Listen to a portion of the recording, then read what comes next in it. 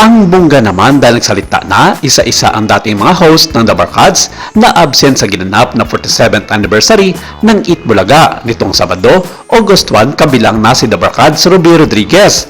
Sa nasabing yugto, nagbalik tanaw ang Eat Bulaga trio na sina Tito Soto, Vic Soto at Joey De Leon nang muli silang makapiling ang dating co-host na si Chicky Holman sa nasabing pagdiriwang ng anibersaryo ng programa na bagay namang ikinatuwa ng milyong-milyong mga Pilipino. Sorpresang bumisita sa programa noong Huwebes, July 30 si Chicky Holman na isa sa mga original na host ng nasabing noontime show. Sa kanyang pakikipag-usap kina Maine Mendoza at Alan Kay, inalala ni Holman kung paano siya napabilang sa programa at naging regular na bahagi nito mula pa 1979 hanggang noong dekada 80.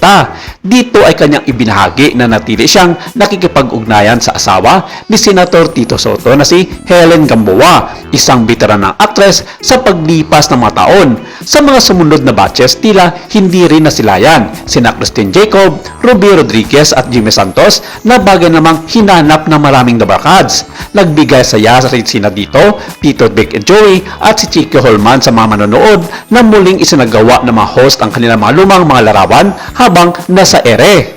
Bukod pa kina Chicky Holman, itinampok din sa episode ng programa noong Huwebes ang dating host na si Debrales Balasote na kinilala ang kanyang naging mga karanasan sa pag-host noon bilang salik na nakatulong sa pagbuo ng kanyang kumpiyansa sa industriya. Pero nauna nang gumawa ng ingay sa nasabing programa ang no-show ng ilang mga kilalang dating co-host na pati nga si Alden Richards ay inintriga pa dahil hindi raw ito inabutan ng imbitasyon dahilan para hindi ito magpakita sa nasabing noontime show.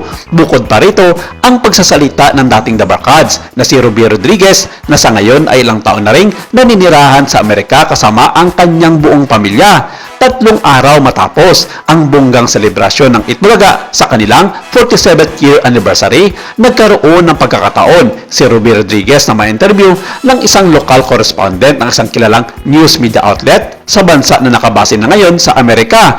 Tinanong kasi ang dating Eat Bulaga host tungkol sa kanyang komento sa naging selebrasyon ng TV5 sa nasabing anibersaryo ng Eat Bulaga at dito niya inilahad na parang usual na naman sa kanya ang magretong tagpo sa dati niyang pinagtatrabahuan.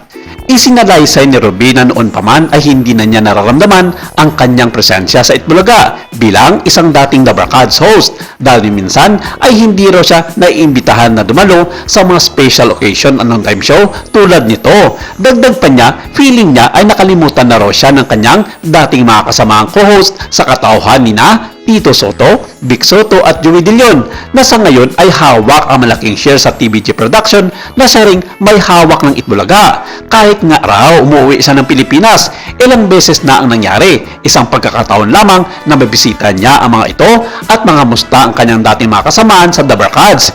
Pero ganun pa man, okay lang naman daw iyon ayon kay Ruby Rodriguez dahil sa ngayon maganda naman raw ang kanyang kinalalagyan sa Amerika kung saan nagkaroon siya ng magandang oportunidad para makapagtrabaho doon.